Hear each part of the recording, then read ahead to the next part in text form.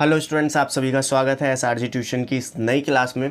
और आज की इस क्लास में हम डिस्कस करने वाले हैं क्लासिफिकेशन ऑफ फंगस कि फंगस का क्लासिफिकेशन किस बेसिस पे होता है एंड फंगस को किन क्लासेस में डिवाइड करा जाता है।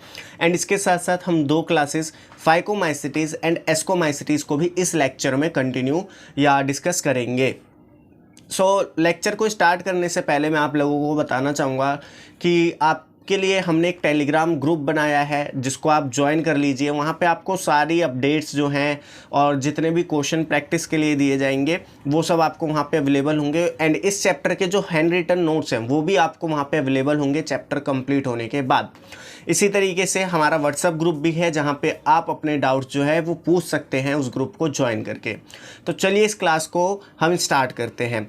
जब हम बात करते हैं क्लासिफिकेशन ऑफ फंगस की तो सबसे पहले हम ये बात करना चाहेंगे कि जो फंगस के हम क्लासिफिकेशन की बात कर रहे हैं उसको हम किन चीज़ों के बेसिस पे क्लासिफाई करेंगे। जब देखिए आप किसी चीज़ को अलग अलग बांटते हैं तो उसका एक बेस होता है कि आप किस बेसिस पे उन चीज़ों को अलग कर रहे हैं।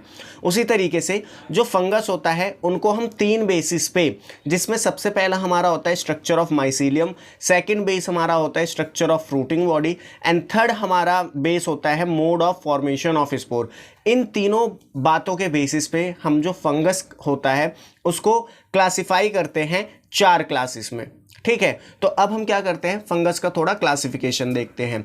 सबसे पहले हम फंगस को क्लासिफाई करते हैं कि उनमें सेक्सुअल रिप्रोडक्शन प्रेजेंट है या उनमें सेक्सुअल रिप्रोडक्शन अब्सेंट है। तो जो जब कुछ फंगस में सेक्सुअल रिप्रोडक्शन प्रेजेंट होता है, कुछ में क्या होता है, अब्सेंट होता है। जिनमें सेक्सुअल रिप्रोडक्शन अब्सेंट है या जिनमें ऐसे फंगस जिनमें हम सेक्सुअल रिप्रोडक्शन को डिस्कवर नहीं कर पाए हैं या उनमें सेक्सुअल रिप्रोडक्शन अब्सेंट है, उन फंगस को ड्यूट्रोमाइसिटीज़ क्लास में रखा जाता है। किस में रखा जाता है? ड्यूट्रोमाइसिटीज़ क्लास में रखा जाता है। एंड इसमें अगर हम बात करें तो ड्यूट्रोमाइसिटीज़ को हम फंगी इम्परफेक्टाई भी कहते हैं। फंगी इम्परफेक्टाई इनको इसलिए कहा जाता है क्योंकि यहाँ पे सेक्सुअल रिप्रोडक्शन अब्सेंट है। वहीं अगर मैं बात करूं उन फंगस की जिनमें सेक्सुअल रिप्रोडक्शन प्रेजेंट है, उनको फर्दर दो क्लासेस में या दो कैटेगरी में डिवाइड करा जाता है, लोअर फंगी और हायर फंगी। लोअर फंगी वो होती हैं जो एसेप्टेट होती हैं। अब ये एसेप्टेट क्या होती हैं? जब हमने फंगस किंगडम पढ़ा था तो वहाँ पे जाना था कि जो फंगस होती है वो हाइफे शेप में होती है। अब हाइफे में अगर सेप्टा यानी ऐसे मिडल में एक लेयर अब्सेंट है, ये सेप्टा क्या है? सेप्टा क्या है? अब्सेंट है, तो उसको हम बोलेंगे एसेप्टेट। और अगर सेप्टा प्रेजेंट है, जैसे कि यहाँ पे ये सेप्टा प्रेजेंट है ना, ये सेप्टा प्रेजेंट है इस माइसीलियम में, तो इसको हम बोलेंगे सेप्टेट। और अगर वो इस तरीके से है, वहाँ पे सेप्टा अब्सेंट है, तो इसको हम बोलेंगे एसेप्टेट। तो ये क्लासिफिकेशन होता है उन फंगस का जो सेक्सुअल रिप्रोडक्शन में होते हैं। उनको माइसीलियम या कह सकते हो हाइफे के बेसिस पे कि वो एसेप्टेट है या सेप्टेट है, उसके बेसिस पे उनको क्लासिफाई करा जाता है लोअर फंगी और हायर फंगी में। जो लोअर फंगी होती हैं वो एसेप्टेट होती हैं यानी उनमें सेप्टा अब्सेंट होता है। एंड इसमें हम जो क्लास पढ़ेंगे उसको हम बोलते हैं फाइकोमाइसिटीज़। फाइकोमाइसिटीज़ को हम एल्गल फंगी भी बोलते हैं। इसके बाद हम बात करते हैं हायर फंगी की। हायर फंगी में जो सेप्टा होता है वो प्रेजेंट होता है, इसलिए उनको सेप्टेट कहा जाता है। और इसमें हम दो क्लासेस पढ़ते हैं, एस्कोमाइसिटीज़ और बेसिडियोमाइसिटीज़। अब हम क्या करते हैं, एक एक करके इन सारी क्लासेस को डिस्कस करेंगे, लेकिन आज के इस लेक्चर में हम फाइकोमाइसिटीज़ और एस्कोमाइसिटीज़ को बेसिकली डिस्कस करने वाले हैं। सबसे पहले हम बात करते हैं फाइकोमाइसिटीज़ की। अगर मैं बात करूं फाइकोमाइसिटीज़ को, इनको और क्या कहा जाता है? इनको और एल्गल फंगी कहा जाता है। अब हम बात करते हैं इनके हैबिटाट की, ये कहाँ पाई जाती हैं। तो जो फाइकोमाइसिटीज़ हैं वो ज़्यादातर एक्वेटिक जगह पे पाई जाती हैं यानी वाटर एरिया में पाई जाती हैं। और कुछ जो होती है वो डिकेइंग वुड, ऐसी वुड जो डिके कर रही हो यानी कि ब्रेक डाउन हो रही हो, डेड हो चुकी हो, ब्रेक डाउन हो रही हो, वहाँ पे पाए जाते हैं। कौन? फाइकोमाइसिटीज़। अगर मैं इनके स्ट्रक्चर की बात करूँ तो इनका स्ट्रक्चर एसेप्टेट होता है। एसेप्टेट का मतलब क्या है कि जो सेप्टा है वो क्या है? अब्सेंट है। अब क्योंकि देखो सेप्टा अब्सेंट है, ये मान लो एक हाइफे है। अब क्योंकि सेप्टा अब्सेंट है और यहाँ पे इस तरीके से न्यूक्लियस है, तो यहाँ पे मल्टी न्यूक्लिएटेड फॉर्म दिख रही है, एक में देखिए कितने सारे न्यूक्लियस हैं, तो इसको हम बोलते हैं मल्टी न्यूक्लिएटेड। और इसी मल्टी न्यूक्लिएटेड के लिए हम एक और टर्म यूज करते हैं जिसको हम बोलते हैं सिनोसिटिक। ठीक है, तो इसीलिए फाइकोमाइसिटीज को जो स्ट्रक्चर है वो कैसी है, ए सेप्टेट, क्योंकि सेप्टा आपको नहीं दिख रहा, एंड ये मल्टी न्यूक्लिएटेड है और सिनोसिटिक है। अब हम आगे मूव करते हैं और बात करते हैं इनके न्यूट्रिशन की, ये किस तरीके से अपना खाना ऑब्टेन करते हैं। तो अगर इनके न्यूट्रिशन की बात करूँ, ये सैप्रोफिटिक होते हैं। सैप्रोफिटिक यानी जो डेड चीज़ें होती हैं उनके ऊपर ये पाए जाते हैं और उनको डिकम्पोज करने का काम करते हैं। साथ ही साथ ये पैरासिटिक भी होते हैं। पैरासिटिक मतलब क्या है कि ये किसी होस्ट के साथ रहेंगे, ये किसी होस्ट के साथ रहेंगे और उस होस्ट से अपने फूड को ऑब्टेन करेंगे। ठीक है, अब देखिए, अब जो फाइकोमाइसिटीज पैरासिटिक होगी वो ऑब्लिगेट पैरासिटिक होगी। ऑब्लिगेट का मतलब क्या है यहाँ पे, ऑब्लिगेट का मतलब यहाँ पे है कि विदाउट होस्ट उसका लाइफ साइकिल कंप्लीट नहीं होगा, लाइफ साइकिल कंप्लीट नहीं होगा। इसीलिए हम क्या कह रहे हैं, वो याद रखना, वो फाइकोमाइसिटीज जो पैरासिटिक होंगी, उनकी बात कर रहा हूं मैं कि वो फाइकोमाइसिटीज जो पैरासिटिक होंगी उनमें ऑब्लिगेट पैरासिटिज्म शो होगा। यानी कि ऑब्लिगेट पैरासिटिज्म का मतलब क्या है कि वो अपने होस्ट के बिना लाइफ साइकिल कंटिन्यू नहीं कर पाएंगी। तो यानी अगर उन्हें अपने स्पीसीज़ को कंटिन्यू रखना है, उनको अपनी स्पीसीज़ को कंटिन्यू रखना है, तो उनके लिए एक होस्ट होना मस्ट है। अगर होस्ट ख़त्म हो गया तो वो भी ख़त्म हो जाएंगे, क्योंकि ये कैसे हैं, ऑब्लिगेट पैरासाइट है, बिना होस्ट के इनकी भी लाइफ साइकिल कंप्लीट नहीं होगी।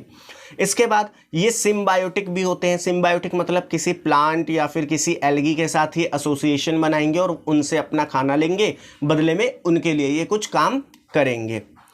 अब हम आगे बढ़ते हैं और बात करते हैं इनके रिप्रोडक्शन की, कि फाइकोमाइसिटीज किस तरीके से रिप्रोड्यूस करती हैं, किस तरीके से अपनी प्रोजेनी बनाती हैं। तो इसमें 3 तरीके का रिप्रोडक्शन हो सकता है, वेजिटेटिव रिप्रोडक्शन, एसेक्सुअल, एंड तीसरा हमारा है सेक्सुअल रिप्रोडक्शन। इसमें सबसे ज़्यादा जो प्रोबेबिलिटी होती है क्वेश्चन बनने की वो रिप्रोडक्शन टॉपिक से ही होती है, तो इन चीज़ों को अच्छे से समझना। अगर मैं बात करूँ वेजिटेटिव रिप्रोडक्शन की, तो जो वेजिटेटिव रिप्रोडक्शन होता है फाइकोमाइसिटीज में वो फ्रेगमेंटेशन के द्वारा होता है। फ्रेगमेंटेशन में क्या होता है, ये मान लो एक ऑर्गेनिज्म है, इसका एक छोटा सा पार्ट इससे टूट के अलग हो जाएगा और ये फिर एक नया ऑर्गेनिज्म बना देगा। इस चीज़ को हम बोलते हैं फ्रेगमेंटेशन।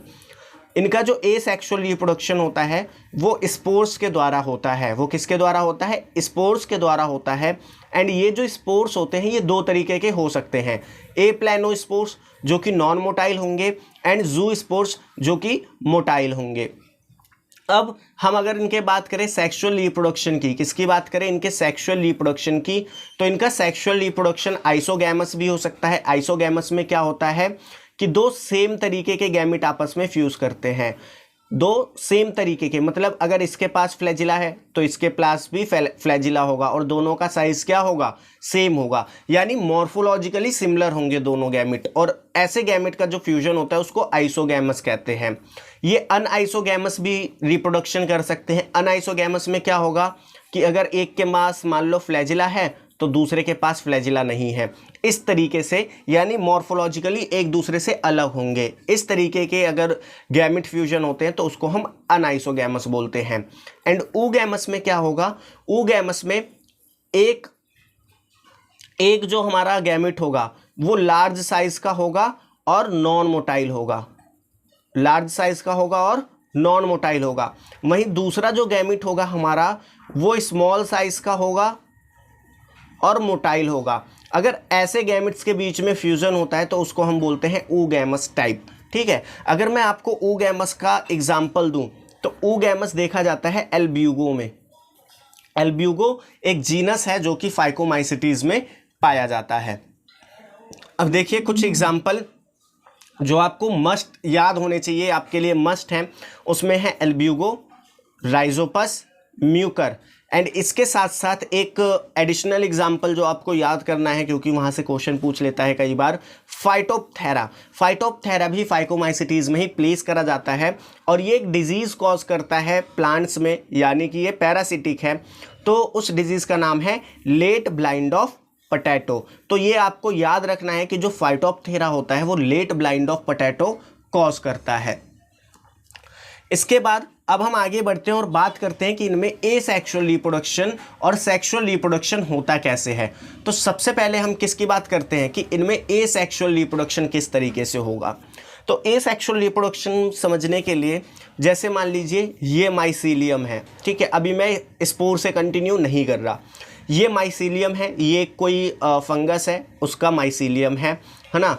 अब होगा क्या कि ये माइसीलियम एक फ्रूटिंग बॉडी डेवलप करेगा। क्या करेगा? फ्रूटिंग बॉडी डेवलप करेगा। फ्रूटिंग बॉडी डेवलप कैसे होगी? माइटोसिस से। एंड मैंने आपको बताया था कि फ्रूटिंग बॉडी क्या होती है। Fruiting body basically aerial growth होती है। एरियल ग्रोथ होती है किसकी? माइसीलियम की। अब आप बोलोगे ये मैंने आपको कहाँ बताया था? जब हमने किंगडम फंगी पढ़ा था प्रीवियस क्लास में, तो मैंने आपको बताया था कि जो फ्रूटिंग बॉडी होती है वो एरियल ग्रोथ होती है माइसीलियम की। तो यहाँ पे हुआ क्या? फ्रूटिंग बॉडी बन गई। अब होता क्या है कि इस फ्रूटिंग बॉडी के अंदर क्या होती है? माइटोसिस होती है। इस फ्रूटिंग बॉडी के अंदर माइटोसिस होती है और स्पोर्स बनते हैं। क्या बनते हैं? स्पोर्स बनते हैं। Formation of spore by mitosis. और ये माइटोसिस हुई कहाँ है? अंदर हुई है। और क्या बन गया? हमारा स्पोर बन गया। अब ये जो स्पोर है ये मोटाइल हो सकते हैं। अगर मोटाइल होंगे तो इनको हम क्या नाम देंगे? अगर मोटाइल होंगे तो इनको हम नाम देंगे जू स्पोर्स। और ये नॉन मोटाइल भी हो सकते हैं। अगर नॉन मोटाइल होंगे तो इनको हम क्या नाम देंगे? ए प्लेनोस्पोर। ठीक है, इतना क्लियर है कि किस तरीके से एसेक्सुअल रिप्रोडक्शन होगा कि एक माइसीलियम होगी, उस माइसीलियम में माइटोसिस होगी और फ्रूटिंग बॉडी का फॉर्मेशन होगा। फ्रूटिंग बॉडी होती क्या है? जब माइसीलियम एरियल ग्रोथ शो करती है, यानी एयर में ग्रो करती है, तो वहाँ पे फ्रूटिंग बॉडी का फॉर्मेशन होता है। जैसे मान लीजिए ये आपकी सरफेस है, इस पे एक माइसीलियम ग्रो कर रहा है, तो इसको हम बोलते हैं हॉरिजॉन्टल ग्रोथ। ठीक है, इस पे अगर कोई माइसीलियम ग्रो कर रहा है उसको हम बोलते हैं हॉरिजॉन्टल ग्रोथ। लेकिन जब आप इस तरीके से कोई माइसीलियम ग्रो होगा, इस तरीके से कोई माइसीलियम ग्रो होगा, तो उसको हम बोलेंगे कि उसकी एरियल ग्रोथ हो रही है। तो एरियल ग्रोथ ऑफ माइसीलियम से क्या बनता है? फ्रूटिंग बॉडी बनता है। उस फ्रूटिंग बॉडी के अंदर माइटोसिस होगी तो स्पोर बनेगा। अब ये जो स्पोर है ये मोटाइल भी हो सकता है, नॉन मोटाइल भी हो सकता है। और ये स्पोर फिर आगे जाके क्या करेगा? ये स्पोर आगे जाके दोबारा से माइटोसिस करेगा और एक नया माइसीलियम बना देगा। तो इस तरीके से ये पूरा एसेक्सुअल रिप्रोडक्शन चलेगा। अब देखिए, एसेक्सुअल रिप्रोडक्शन से कुछ इंपॉर्टेंट पॉइंट आपको याद रखने हैं जो पेपर में आपके क्वेश्चन पूछा जाता है। क्या? In phycomycetes haploid fruiting body form. यहाँ पे अगर मैं बात करूँ फाइकोमाइसिटीज की, तो जो हैप्लॉइड फ्रूटिंग बॉडी होती है, यानी इसकी हैप्लॉइडी क्या होती है? एन। ये haploid fruiting body haploid spore का फॉर्मेशन करती है। और यहाँ पे जो स्पोर होते हैं वो एंडोजीनियसली बनते हैं। एंडोजीनियसली मतलब अंदर बनते हैं। किसके? स्पोरेंजियोस्पोर के। और ये बहुत इंपॉर्टेंट बात है, यहाँ से बहुत बार क्वेश्चन पूछा गया है कि जो एसेक्सुअल स्पोर होता है फाइकोमाइसिटीज में वो एंडोजीनियसली बनता है कि एक्सोजीनियसली। तो जो एसेक्सुअल स्पोर है वो एंडोजीनियसली बनता है फाइकोमाइसिटीज में। एंड ये जो स्पोर है ये मोटाइल भी हो सकते हैं, नॉन मोटाइल भी हो सकते हैं, मैंने आपको बता दिया। तो ये तीनों इंपॉर्टेंट पॉइंट्स आपको याद होने चाहिए, यहाँ से मैक्सिमम क्वेश्चन आपका बनने के चांसेस होते हैं। अब हम बात करते हैं किसकी? अब हम बात करते हैं कि इनमें सेक्सुअल रिप्रोडक्शन कैसे होता है। फाइकोमाइसिटीज में सेक्सुअल रिप्रोडक्शन कैसे होता है। एंड आई होप कि एसेक्सुअल रिप्रोडक्शन में आपको कोई भी डाउट नहीं है। अगर डाउट है तो आप मेरे से व्हाट्सएप ग्रुप पे पूछ सकते हो। अब सेक्सुअल रिप्रोडक्शन की बात करें कि सेक्सुअल रिप्रोडक्शन कैसे होता है, तो कोई भी मान लो हाइफे है या माइसीलियम है, ठीक है, क्योंकि हाइफे से ही माइसीलियम बनता है। तो हाइफे है या माइसीलियम है, इसमें क्या हुई? माइटोसिस हुई। क्या हुई? माइटोसिस हुई। माइटोसिस से क्या बना? गैमेट बना। अब यहाँ पे आप बोलोगे माइटोसिस से गैमेट क्यों बना? क्योंकि यहाँ पे जो माइसीलियम है वो हैप्लॉइड है। अगर ये हैप्लॉइड है तो यहाँ पे मियोसिस नहीं हो सकती, यहाँ पे माइटोसिस से ही गैमेट बनेगा। तो यहाँ पे क्या हुआ? गैमेट बना। अब देखो यहाँ पे हमने दो माइसीलियम लिए जो कि एक सेम स्पीसीज को बिलोंग करते हैं, क्योंकि जो रिप्रोडक्शन होता है वो हमेशा सेम स्पीसीज के मेंबर्स के बीच में होता है। ठीक है, आप देखते हो ह्यूमन के साथ रिप्रोड्यूस करता है। ठीक है, ह्यूमन कभी भी शेर के साथ रिप्रोड्यूस नहीं करता और ये पॉसिबल भी नहीं है। तो हमने यहाँ पे 2 माइसीलियम लिए जो कि सेम स्पीशीज को बिलोंग करते हैं। ठीक है, एंड इनको हम कंपैटिबल टाइप बोलते हैं। क्या बोलते हैं? कंपैटिबल टाइप माइसीलियम बोलते हैं। इनमें माइटोसिस हुई और क्या हुआ? गैमिट्स का फॉर्मेशन हुआ। एंड ये गैमिट कैसे हैं? हैप्लॉइड हैं। ठीक है, अब इनमें क्या हुआ? इनमें हुई प्लाज्मोगैमी। क्या हुई? प्लाज्मोगैमी। प्लाज्मोगैमी में क्या होता है? प्लाज्मोगैमी में होता यह है कि सबसे पहले जो साइटोप्लाज्म है और जो प्लाज्मा मेम्ब्रेन है वो फ्यूज होते हैं प्लाज्मोगैमी में। ठीक है, प्लाज्मा गैमी होती है, यहाँ पे प्लाज्मोगैमी होती है। एंड उसके तुरंत बाद यहाँ पे कैरियोगैमी हो जाती है। तुरंत बाद इसमें कैरियोगैमी हो जाती है। मैंने जब आपको किंगडम फंगी पढ़ाया था तो मैंने आपको बताया था कि सेक्सुअल, अगर मैं रिप्रोडक्शन की बात करूंगा फंगस में, तो वहाँ पे 2 चीज़ें होती हैं, प्लाज्मोगैमी एंड कैरियोगैमी। कुछ फंगस में जो कैरियोगैमी होती है वो लेट होती है एंड कुछ में जो कैरियोगैमी होती है वो तुरंत हो जाती है। तो फाइकोमाइसिटीज़ में जो कैरियोगैमी है वो तुरंत प्लाज्मोगैमी के बाद हो जाती है, जिसकी वजह से यहाँ पे जो डाइकैरियोन स्टेज है वो अब्सेंट होती है। डाइकैरियोन स्टेज क्या है? ये जो मैंने स्टेज बनाई है इसको हम बोलते हैं डाइकैरियोन स्टेज, जहां पे आपको 2 न्यूक्लियस देखने को मिलते हैं प्लाज्मोगैमी के बाद। तो यहाँ पे डाइकैरियोन स्टेज अब्सेंट होती है। क्यों? क्योंकि प्लाज्मोगैमी के तुरंत बाद कैरियोगैमी हो जाती है एंड इसकी वजह से क्या बनता है? हमारा जाइगोट बनता है और जो डाइकैरियोन स्टेज है वो अब्सेंट होती है। अब देखिए, जब ये हैप्लॉइड था, दोनों गैमिट हैप्लॉइड थे, दोनों गैमिट आपस में फ्यूज कर गए तो उन्होंने डिप्लॉइड जाइगोट बनाया। क्या बनाया? डिप्लॉइड जाइगोट बनाया। अब इस डिप्लॉइड जाइगोट से डेवलप होता है जाइगोस्पोर। जाइगोस्पोर क्या है? जाइगोस्पोर बेसिकली जाइगोट के चारों तरफ जब एक सेल वॉल बन जाती है तो उसको हम नाम देते हैं जाइगोस्पोर। क्या नाम देते हैं? जाइगोस्पोर। तो यहाँ पे ये जाइगोस्पोर बना। जाइगोस्पोर क्या है? Thick walled zygote. एक जाइगोट पे थिक वॉल बन जाएगी तो वो क्या बनेगा? जाइगोस्पोर बनेगा। अब इस जाइगोस्पोर में होती है मियोसिस। इस जाइगोस्पोर में क्या होती है? मियोसिस होती है और यहाँ पे हैप्लॉइड सेक्सुअल स्पोर बनते हैं। इस जाइगोस्पोर में मियोसिस होती है और यहाँ पे हैप्लॉइड सेक्सुअल स्पोर बनते हैं। यहाँ पे हम हैप्लॉइड सेक्सुअल स्पोर क्यों बोल रहे हैं? हैप्लॉइड सेक्सुअल स्पोर इसलिए बोल रहे हैं क्योंकि यहाँ पे जो स्पोर बने वो मियोसिस से बने। मैंने आपको प्रीवियस लेक्चर में बताया था कि स्पोर 2 तरीके के होते हैं, सेक्सुअल और एसेक्सुअल। एसेक्सुअल स्पोर जो होते हैं वो माइटोसिस से बनते हैं, सेक्सुअल स्पोर जो होते हैं वो मियोसिस से बनते हैं। तो मियोसिस के बाद क्योंकि यहाँ पे स्पोर बने तो ये सेक्सुअल स्पोर हैं। अब ये स्पोर क्या करते हैं? ये स्पोर फर्दर माइटोसिस करके माइसीलियम बनाते हैं और फिर वो माइसीलियम गैमेट बनाएंगे, फिर वो जाइगोट बनाएंगे एंड इस तरीके से ये जो पूरा सेक्सुअल रिप्रोडक्शन का इवेंट है वो चलता रहेगा। अब इस सेक्सुअल रिप्रोडक्शन के कुछ इंपॉर्टेंट पॉइंट्स जो आप सभी को याद रखने हैं, आपके लिए मस्ट हैं, यहीं से क्वेश्चन पूछने के प्रोबेबिलिटी होती है सबसे ज़्यादा। सबसे पहला पॉइंट क्या है? Sexual spore develop from zygospore. Sexual spore का फॉर्मेशन होगा जाइगोस्पोर से। डाइकैरियोन स्टेज नॉट विजिबल, या कह सकते हो डाइकैरियोन स्टेज जो है वो क्या है? अब्सेंट है। क्यों? क्योंकि प्लाज्मोगैमी के तुरंत बाद कैरियोगैमी हो जाती है। वही चीज़ मैंने यहाँ पे लिखी है, plasmogamy followed by immediately karyogamy. Fourth आपका इंपॉर्टेंट पॉइंट क्या है? Sexual spore develop endogenously. यहाँ पे जो सेक्सुअल स्पोर हैं वो भी एंडोजीनियसली डेवलप कर रहे हैं। क्यों? क्योंकि जाइगोस्पोर के अंदर मियोसिस हो रही है, जाइगोस्पोर के अंदर मियोसिस हुई है तो वहाँ पे वो क्या कर रहे हैं? एंडोजीनियसली यानी इनसाइड बन रहे हैं। तो ये कुछ फाइकोमाइसिटीज़ के बारे में इंफॉर्मेशन थी कि उनमें एसेक्सुअल रिप्रोडक्शन, सेक्सुअल रिप्रोडक्शन कैसे होता है एंड यहीं से आपसे क्वेश्चन पूछा जाएगा। सो चलिए अब हम बात करते हैं एस्कोमाइसिटीज़ की। तो आई होप, मैं ये आशा करता हूँ कि फाइकोमाइसिटीज़ आप सभी को अच्छे से समझ में आया है एंड उसमें आपको कोई भी डाउट नहीं है। और अगर आपसे मैं फिर बोल रहा हूँ, अगर डाउट है तो डिस्क्रिप्शन में व्हाट्सएप ग्रुप का लिंक गिवन है, वहाँ पे आके आप अपना डाउट पूछ सकते हो। तो अब हम क्या बात करते हैं, अब हम बात करते हैं एस्कोमाइसिटीज़ की। एस्कोमाइसिटीज़ को हम सैक फंगी भी बोलते हैं, एस्कोमाइसिटीज़ को हम सैक फंगी भी बोलते हैं।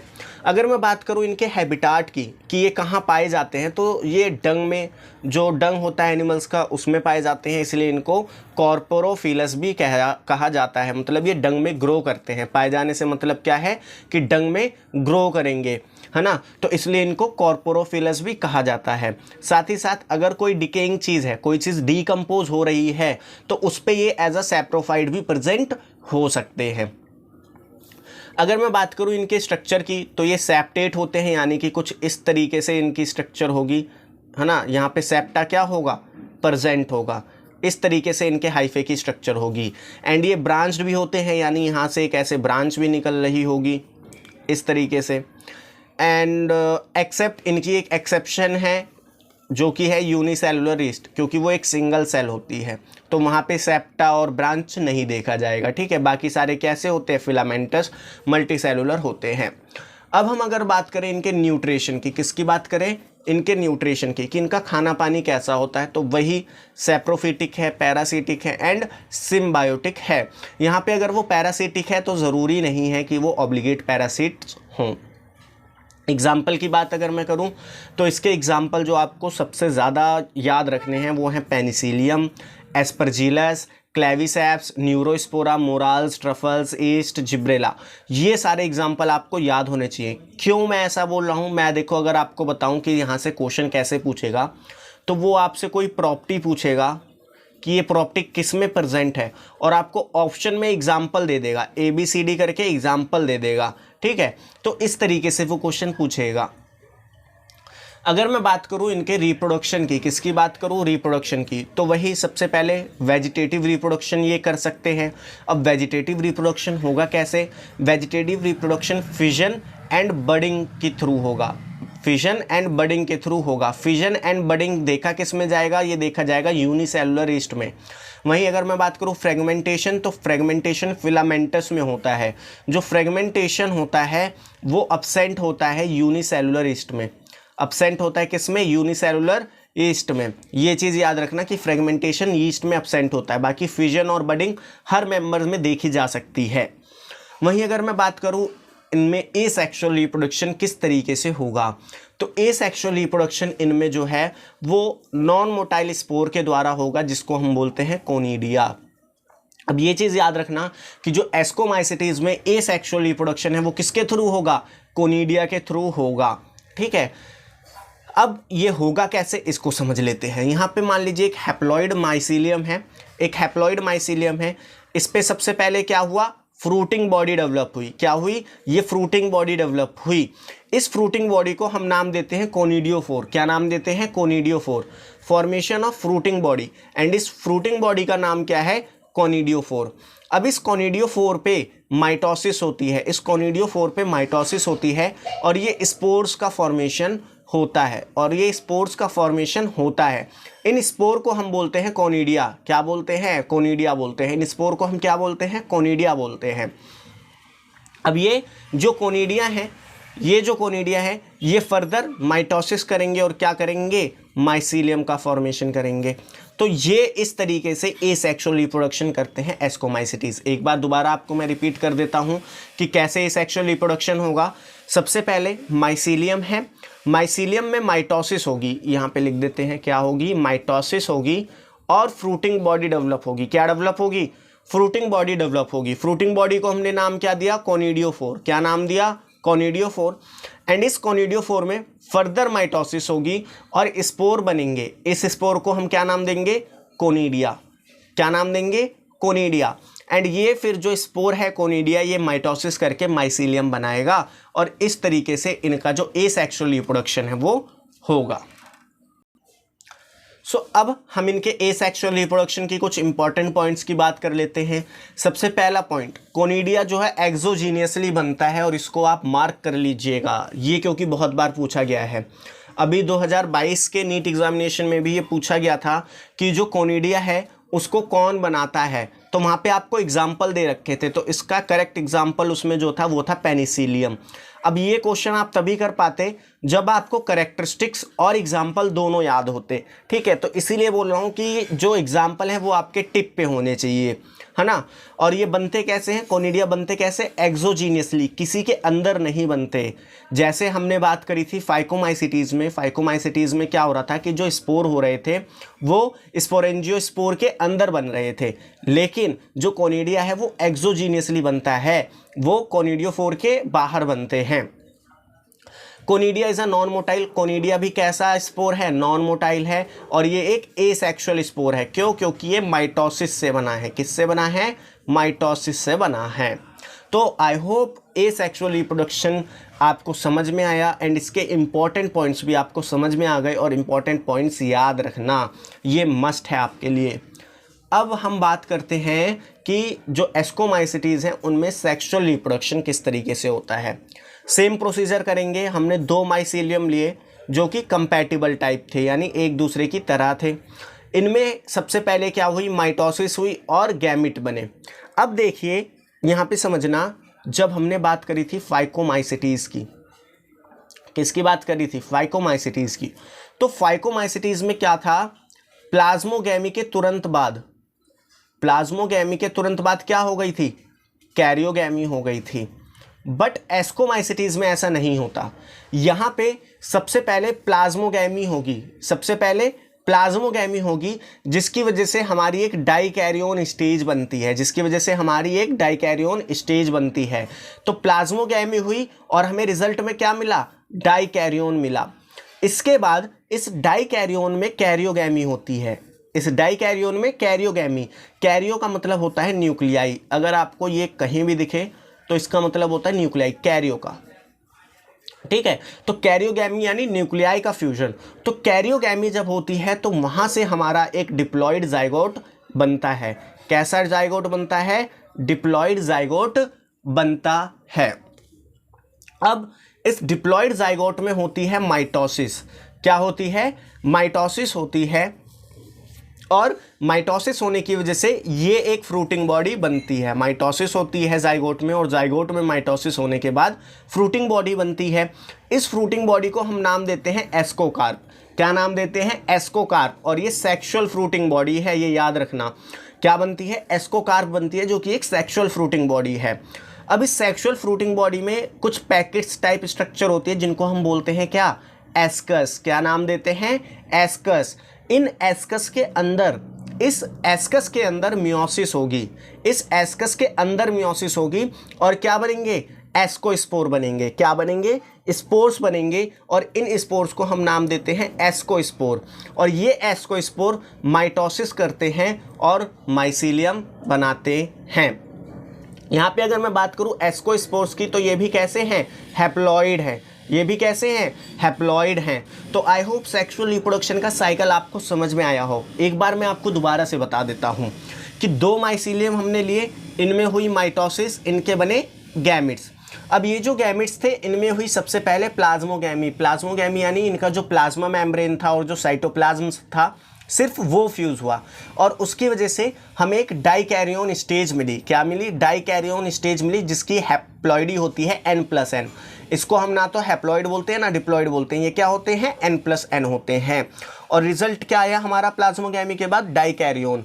अब इस डाइकैरियोन में हुई कैरियोगैमी, कैरियोगैमी होने की वजह से हमारा जाइगोट बना, इस जाइगोट में हुई माइटोसिस, और इस माइटोसिस की वजह से हमारी फ्रूटिंग बॉडी बनी, जिसको हमने नाम दिया एस्कोकार्प। क्या नाम दिया, एस्कोकार्प नाम दिया। अब इस एस्कोकार्प फ्रूटिंग बॉडी में कुछ पैकेट लाइक स्ट्रक्चर थी, जिसको हमने बोला एस्कस।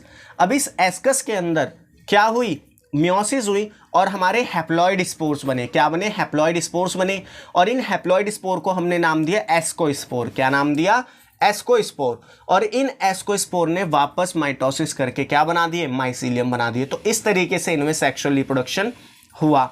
अब इस सेक्सुअल रिप्रोडक्शन के कुछ इंपॉर्टेंट पॉइंट्स हैं जो आपको याद होने चाहिए। क्या? जो एस्कोस्पोर है वो एंडोजीनियसली बन रहे हैं।